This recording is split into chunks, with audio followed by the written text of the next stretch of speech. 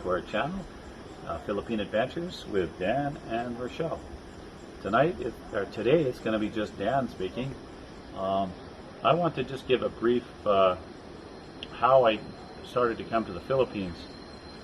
So, when I was in Vancouver, I was working as a detail manager at a very busy car dealership. I had Filipino guys working for me, and I only hired Filipino guys because they were hard workers. So anyway, I got time there a year or two later, and I said, I'm tired of working, I'm going to leave. And the guys told me, hey Dan, you should go to the Philippines, man. You're going to love it there, and you're going to find they're going to like even old guy like you. You're going to find a woman there. And I said, oh no, I don't. He says, yeah, go there. So they all bet me $100 that I wouldn't want to come back. So anyway, it got off to, I took their advice and I left. And it was quite the adventure. My first week was a nightmare, like a total nightmare. You have no idea what I went through.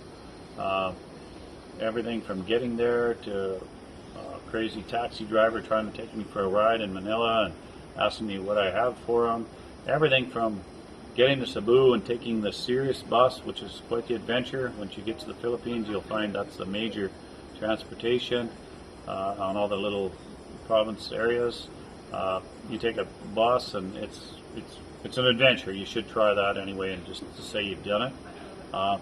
Then anyway, so how it happened is, before I got to that bus and everything else, I went online and I went to Filipino Cupid, and I was looking for an older lady. Just so I thought maybe we'd have something more in common. But anyway, so I found this lady, and she spoke very good English. She was a little bit strange in ways that very nice on video chat. But after, I don't know, I chatted with her for maybe 8 months, so I figured she was okay. She said she lived in New York for 25 years and she wanted to move. She's moved back to the Philippines now and she doesn't want to leave.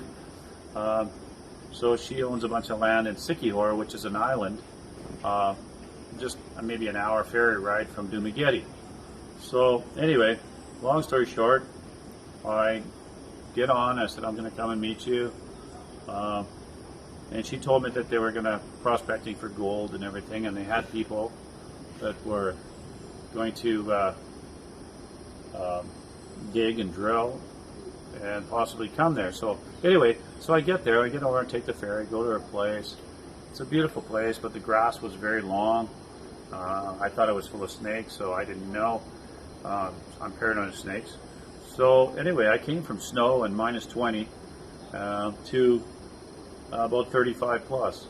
So it was very hot, and she told me right away, the second day I was there, okay, we need to mow the lawn. A lot of flies around here. She told me I had to mow the lawn, so she said, well, so she hooked me up with this big backpack and put me to work, started raking.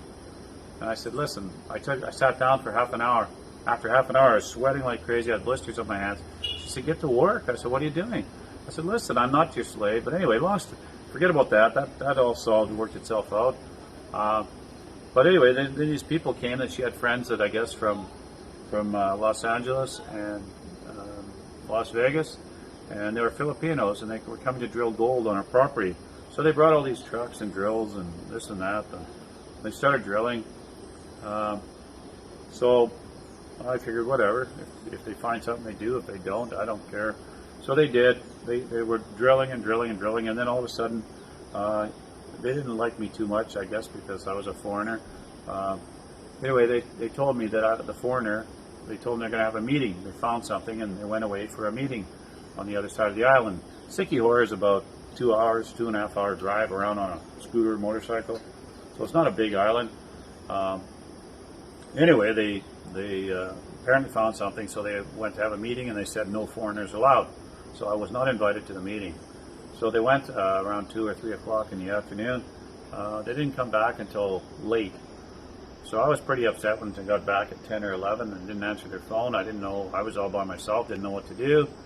I was really upset. In fact, I told her, if it ever happens again, I'm gone, we're done, I will never talk to you again. So anyway, this couple days later, I guess they're digging and drilling, and they're way down, and they found something. This is in the town of Lorena, which is on the island, Anyway, they apparently found something, and they said they had another meeting. So I reminded her, if you don't keep in contact with me, we're done if you've gone more than 3-4 hours. So again, they go off in this meeting. They're digging all these major holes. They look like, they said it was for sifting the gold or whatever, and ponds, but they look like graves. So I was getting all paranoid, thinking maybe I'm going to be in one of those.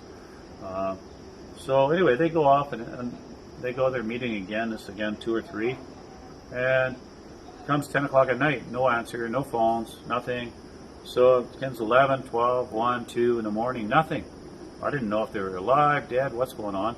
So I packed all my stuff up and walked through the town, and you have to go through like a whole bunch of squatters. So it was kind of scary going through in the middle of the night in the dark in a rainstorm, and I had to find, so I went down to the pier, down to the dock, the security guards there, and I talked to them for a couple of hours, and it was raining so hard, and they told me that they advised me to get my stuff and get out of there.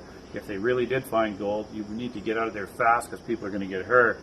So again, I go back and I'm sitting there and I'm wondering what to do. So I go and I walk into town and through the rain in the dark, middle of the night, and I found a guy sleeping on a trike, and I grabbed all my stuff and I got out of there as fast as I could. So I went to the other side of the island, which is San Juan, and I got a hotel there, and that's how crazy my first week was in the Philippines. And after that point, it's been awesome, but the first week was a nightmare.